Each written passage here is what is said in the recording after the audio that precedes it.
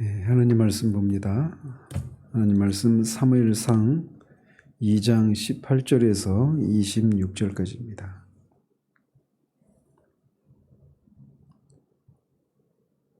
사무엘상 2장 18절에서 26절까지, 본문이 좀 길어서 21절까지만 같이 읽겠습니다. 사무엘은 어렸을 때에 세마포 에봇을 입고 여호와 앞에서 섬겼더라. 그의 어머니가 매년 드리는 제사를 드리러 그의 남편과 함께 올라갈 때마다 작은 겉옷을 지어다가 그에게 주었더니 엘리가 엘가나와 그의 아내에게 축복하여 이르되 여호와께서 이 여인으로 말미암아 내게 다른 후사를 주사 이가 여호와께 간구하여 얻어 바친 아들을 대신하게 하시기를 원하노라 하였더니 그들이 자기 집으로 돌아가매 여호와께서 한나를 돌보시사 그로 하여금 임신하여 세 아들과 두 딸을 낳게 하셨고 아이 사무엘은 여호와 앞에서 자라니라. 아멘.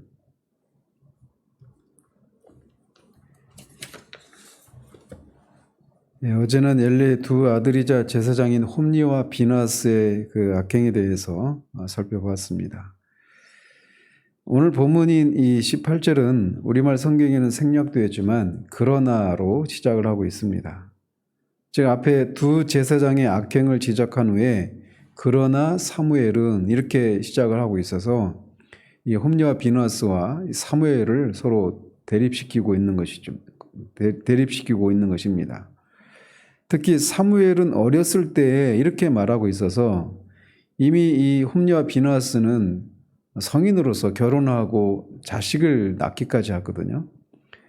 그런 이 어른 성인인 이 홈리와 비나스와 어린 사무엘을 그렇게 서로 비교하면서 장차 이 제사장의 직무가 이 홈리와 비나스로부터 사무엘에게로 이렇게 넘어갈 것을 암시하고 있다, 이렇게 볼 수 있습니다. 사무엘은 어렸을 때부터 이 여호와를 섬기는 것을 보고 배우면서 경건하게 자라났습니다. 특히 그는 세마포 에봇을 입고 여호와 앞에서 섬겼다, 이렇게 말을 하고 있는데, 에봇은 일종의 그 앞치마와 같은 제사장이 겉옷 위에 입는 그런 일종의 겉옷, 그 옷 위에 걸치는 그런 그 일종의 겉옷인데, 대제사장은 색실로 만든 화려한 그런 에봇을 입었던 반면 일반 제사장들은 세마포로 된 흰색의 에봇을 입었습니다. 그리고 뭐 나중에 보면은 다윗이 그 법궤를 옮길 때 베옷으로 지은 그런 에봇을 입기도 하죠. 근데 대부분 아무튼 이 에봇은 제사장들이 입는 옷인데, 사무엘은 아직 그 제사장이 아닌 제사장을 섬기는 사환에 불과한데도 이렇게 이미 제사장들이 입는 에봇을, 세마포 에봇을 입고 있었다라고 말을 하고 있어서 이건 역시도 사무엘이, 제사장직이 사무엘을 통해서 승계될 것임을 간접적으로 시사하고 있는 것입니다. 어쨌든 사무엘상 기자가, 또 사무엘상하가 원래 한 권으로 되어 있다고 했잖아요. 그래서 사무엘서 기자가 지금 이 전반부에서 말하고 있는 것은 계속해서 이 사무엘과 엘리 제사장 가문과의, 왜 사무엘이 그렇게 하나님으로부터 제사장으로 또 사사로 선지자로 이렇게 세움을 받게 되었는가, 그런 어떤 그 영적인 그런 배경들을 이런 대조를 통해서 계속 보여주고 있는 것입니다. 한편 구약에서는 이렇게 여호와를 섬기기 위해서는 제사장만 그렇게 여호와를 섬길 수 있었고 또 에봇을 입고 그렇게 섬겼습니다. 그렇지만 신약에서는 이제 그리스도의 그 영단번에 드려진 그 십자가의 보혈로 말미암아 이제 그 신약의 성도들이 모두 제사장이 됩니다. 왕 같은 제사장이 되어서 인간 제사장을 통해서 하나님께 나아가는 인간의 중보자를 필요로 하지 않습니다. 우리에게는 그리스도라고 하는 참 대제사장이 계시기 때문에 그리스도를 힘입어서 우리가 곧장 하나님께 나아갈 수가 있는 것이죠. 그러니까 뭐 카톨릭에서 말하고 있는 것처럼 그런 사제들을 통해서만 하나님 앞에 나아가는 이런 것은 성경적인 것이 아니죠. 또 나아가서 이렇게 제사장들이 그들을 구분하는 그 하나님을 섬기는 그런 사람으로서 구분된 그런 구별된 그런 에봇을 입었던 것처럼 이제 신약에서는 그런 제사가 없어졌기 때문에 에봇이라고 하는 어떤 구별된 옷을 입을 필요가 없는 거죠. 오직 그리스도의 의의 옷을 입음으로 우리가 하나님 앞에 담대히 나아가서 하나님을 직접 섬길 수 있는 그런 은혜가 신약의 성도들에게 주어져 있는 겁니다. 자, 그러면서 19절에서 21절까지에서는 한나와 엘가나가 다시 등장을 합니다. 한나는 매년 드리는 제사를 드리러 그 남편 엘가나와 함께 성소에, 즉 그때는 실로에 있었으니까 실로에 올라갈 때마다 작은 겉옷을 지어다가 사무엘에게 주었습니다. 여기서 겉옷은 제사장인 직분을 갖고 있는 사람들에게 주어진 그런 특수한 옷입니다.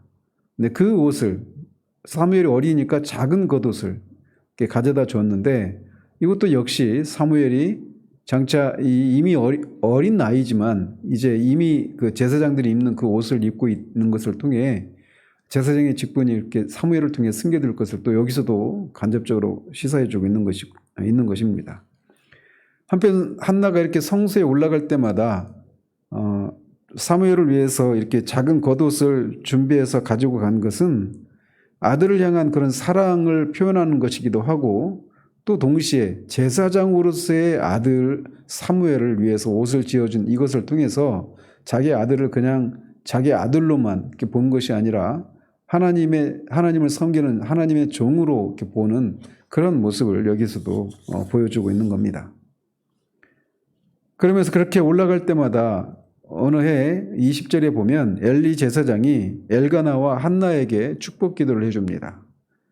즉 여호와께 바친 아들을 대신해서 다른 후사를 주시기를 위해서 축복 기도를 해주는데 여호와께서 한나를 돌보셔서 한나가 새 아들과 두 딸을 낳았다라고 하는 내용이 20절과 21절에 기록되어 있습니다. 여기서 우리가 잠시 엘리 제사장에 대해서 좀 살펴볼 필요가 있는데 엘리는 이렇게 한나를 위해서 두 번 축복 기도를 해주죠. 사무엘을 낳기 전에도 한번 축복 기도 해줬고 여기서도 축복 기도를 해준 결과 이렇게 새 아들과 두 딸을 낳게 되는데 이 대제사장으로서 이렇게 하나님 앞에 그의 기도가 상달되는 그런 하나님의 도구로 쓰임받는 제사장이었습니다. 그리고 뒤에 3장에서도 보면 하나님께서 사무엘을 이제 부르실 때 그것이 하나님께서 부르시는 것이다라고 하는 것을 엘리 제사장이 세 번째 이제 알고 그렇게 사무엘이 하나님의 부르심에 응답을 하지 않습니까? 그런 것을 보면 엘리 제사장은 분명히 하나님께 쓰임 받는 제사장이었고 사사였습니다. 그럼에도 불구하고 그의 그 최후를 보면 그리고 그의 자식들을 향한 그의 영적인 상황들을 보면 또 우리에게 좀 씁쓸함을 안기는 그런 모습이라고 할 수가 있어요. 그래서 이 다른 한나와 사무엘을 향해서는 이렇게 영적인 그런 어떤 은사와 그 하나님께 쓰임 받는 그런 모습을 보여주는 반면 자기 자신과 이 자기 가문에 대해서는 그것을 분별하지 못하고 무기력하게 대처하는 이런 모습을 통해서 이런 엘리의 그런 역설적인 그런 모습을 우리가 여기서 지켜보게 되는 겁니다. 지는 모습을 지켜보는 것은 참 씁쓸하고 슬픈 일이죠. 엘리 제사장이 이런 것을 우리에게 보여주면서 우리로 하여금 경각심을 가지게 하는 겁니다. 그러면서 아이 사무엘은 여호와 앞에서 자랐다라고 말하며 사무엘의 어린 시절을 이렇게 정리를 합니다. 그런데 여기서 우리말로 여호와 앞에서 이렇게 앞에서로 번역한 단어가 히브리어로는 임이라고 하는 단어입니다. 임마누엘 할 때 그 임이 여기서 쓰여지고 있는데 이거는 함께라고 하는 뜻이에요. 그러니까 여호와 함께 자랐다 이렇게 되어 있는 겁니다. 사무엘이 이렇게 아이 사무엘이 여호와와 함께 동행하면서 그렇게 하나님 앞에서 자라갔다 이렇게 말을 하고 있는 거예요. 이런 표현, 즉 하나님이 함께 하셨다라고 한 이런 표현은 앞에 출애굽기에서 그 모세를 향해서도 이런 표현들을 종종 사용을 합니다. 이것을 통해서 사무엘서 기자는 사무엘을 모세와 같은 사람으로 그렇게 올려놓고 있는 거예요.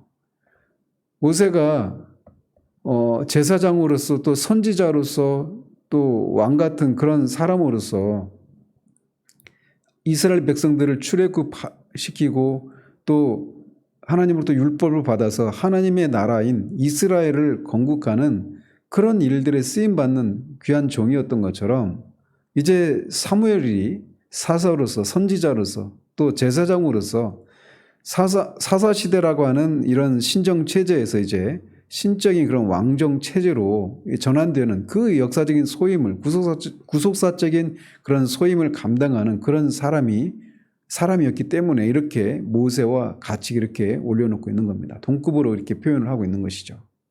실제로 이런 새 직분을 감당한 사람은 모세와 사무엘밖에 없어요. 그만큼 사무엘이 이스라엘 역사에서 굉장히 중요한 위치를 차지하고 있는 인물인 것이죠. 어쨌든 그런 구속사적으로 굉장히 중대한 그런 일을, 막중한 일을 맡을 수 있는 그런 조건은 무엇이냐? 여호와와 함께 하는 것이었어요. 사무엘은 그렇게 아이 때부터 여호와와 함께하는 그런 삶을 살았던 것입니다. 이어 22절에서 26절에서는 엘리가 두 아들들의 악행에 대해서 대처한 내용이 나옵니다. 22절에 엘리가 매우 늙었다 이렇게 말을 하는데 4장 15절에 보면 엘리 나이가 98세였다 이렇게 말을 하고 있는데 바로 그때 그 나이 때인지 아니면 그보다 조금 앞에 때인지 정확하지는 않아요. 근데 어쨌든 그가 매우 나이가 많았던 때였다고 말을 합니다.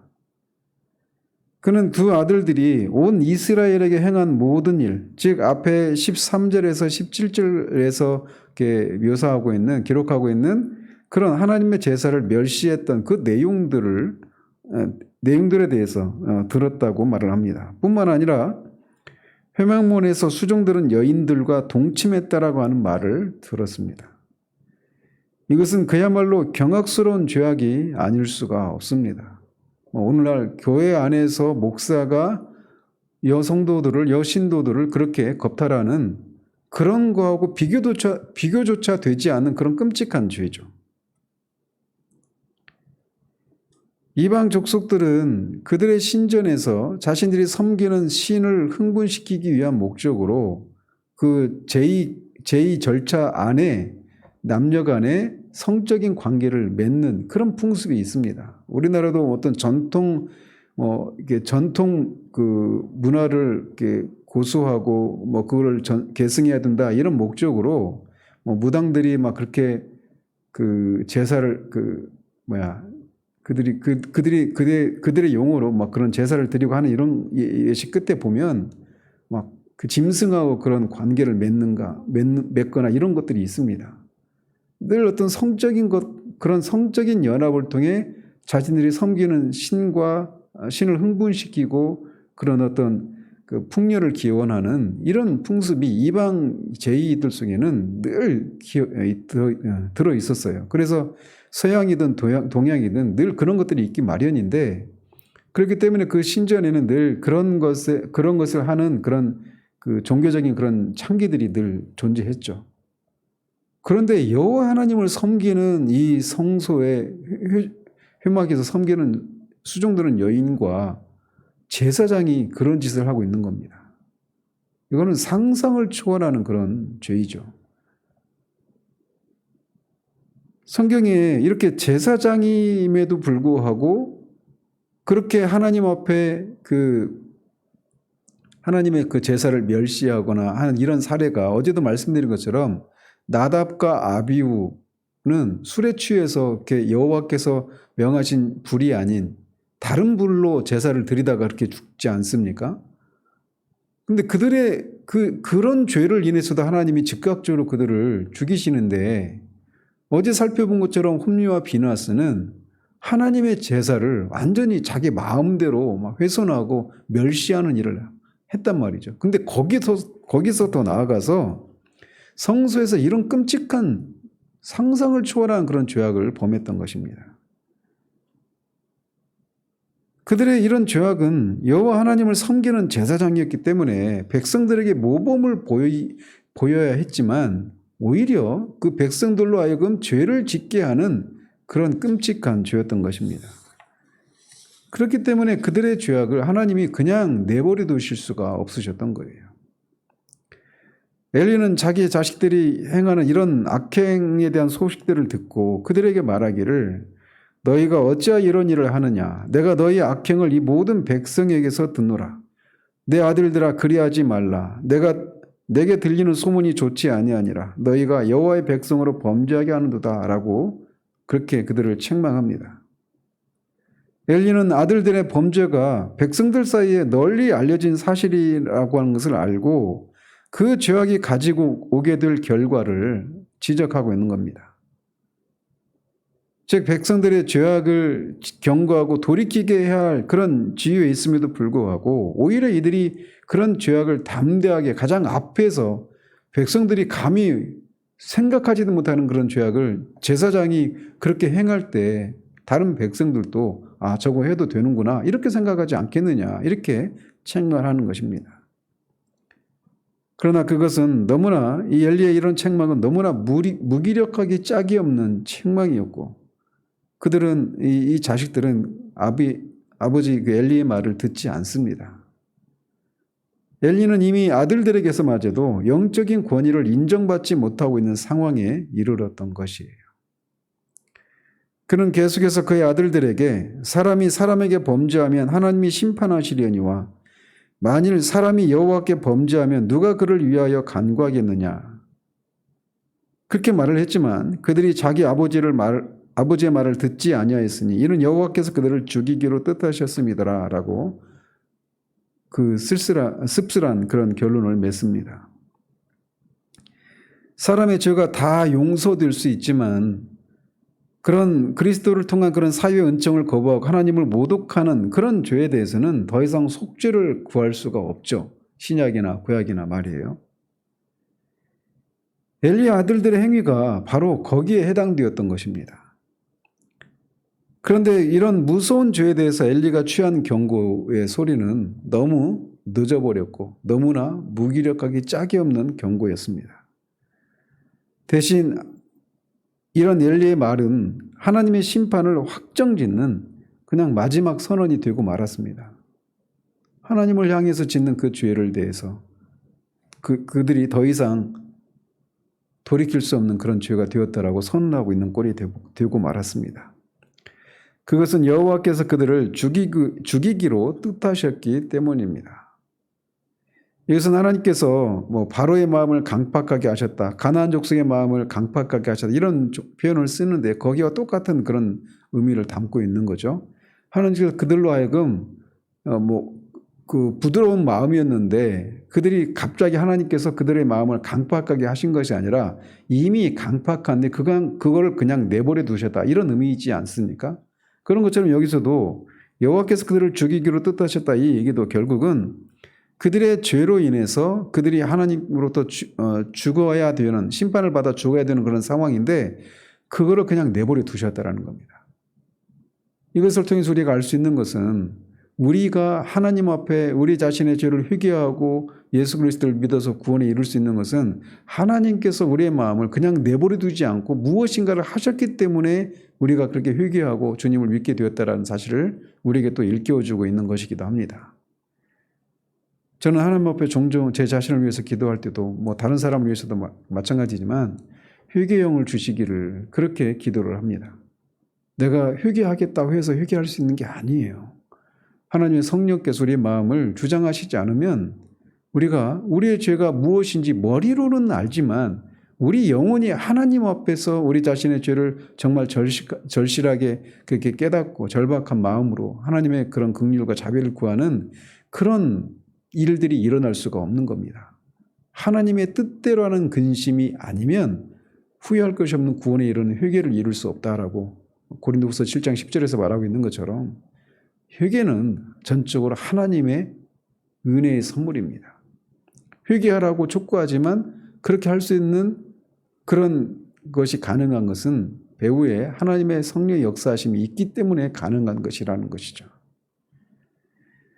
그러면서 26절은 엘리 가문의 영적인은 참담한 상황과 대조를 이루며 마치고 있습니다. 아이 사무엘이 점점 자라매 여호와와 사람들에게 은총을 받더라. 이런 표현은 우리 주 예수 그리스도의 그 어린 시절의 그 성장 과정에 대해서도 이렇게 평가를 내리고 있는 겁니다. 아이 사무엘은 점점 자라면서 하나님으로부터 또 사람으로부터 은총을 받는 그런 삶을 살게 됩니다. 하나님께서 함께하는 사람은 이처럼 하나님뿐만 아니라 사람들에게도 이렇게 칭찬을 받는 그런 삶을 살기 마련입니다. 물론 하나님을 인정하지 않는 사람들로부터는 핍박을 받지만 말이죠. 그렇기 때문에 마찬가지로 우리도 이렇게 그 산상수훈에서처럼 우리도 이렇게 선을 행함으로 인해서 하늘에 계신 아버지께 영광을 돌리라라고 주님께서 촉구하셨던 것처럼 우리가 우리의 삶을 거룩한 삶을 살아가야 될 이유 중에 하나가 바로 이것입니다. 우리의 삶을 통해서 하나님께서 영광을 받으시는 그것을 위해서 우리가 거룩한 삶을 살아가야 하는 것이죠. 한편 이렇게 엘리와 또 엘리의 두 아들들이 죽고 난 후에 그 뒤를 이어서 이스라엘의 정치적이고 종교적인 지도자로 이제 사무엘이 그렇게 서게 되는 것입니다.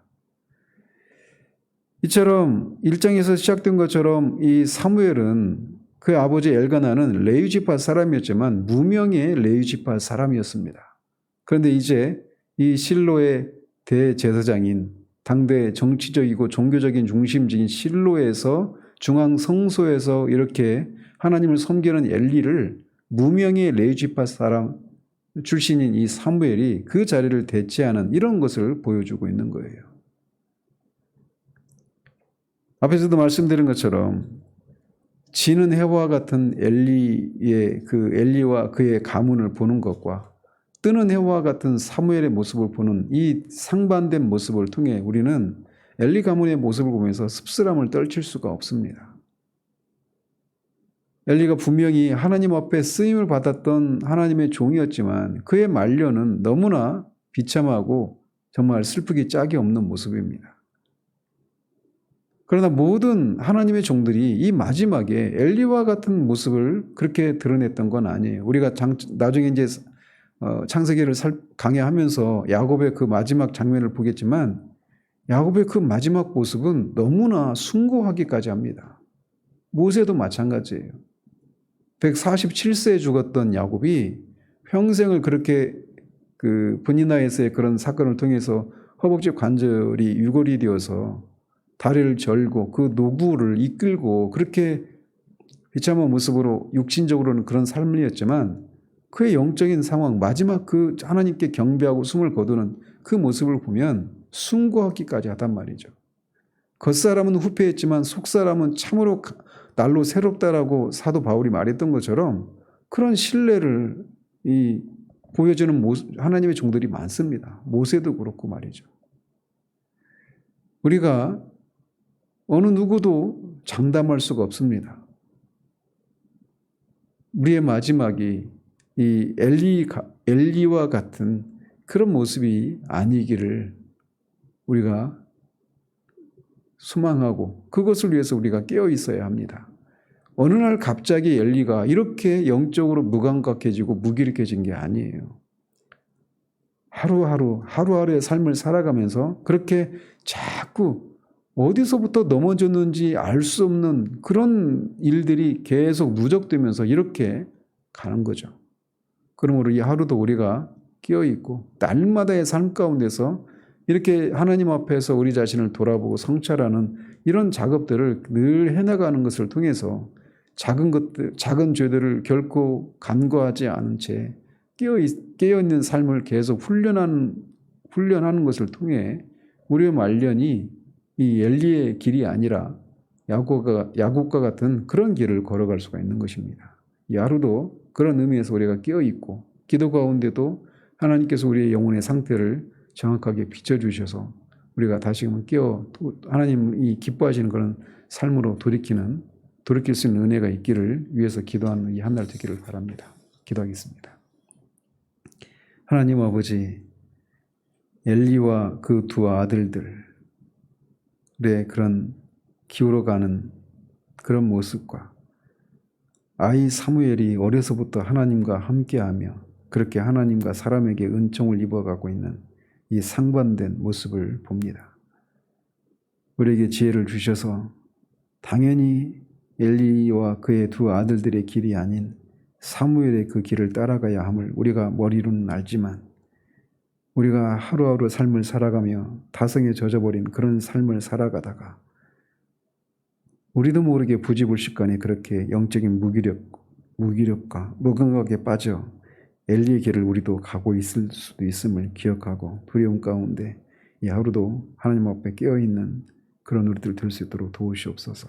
기도 가운데 우리를 향하신 주님의 뜻을, 주님의 마음을 보이셔서 우리가 돌이켜야 될 것이 있다라면 돌이키는 일들이 있을 수 있도록 주의 성령 우리의 기도를 도우시기를 소원합니다. 예수 그리스도의 이름으로 기도합니다. 아멘.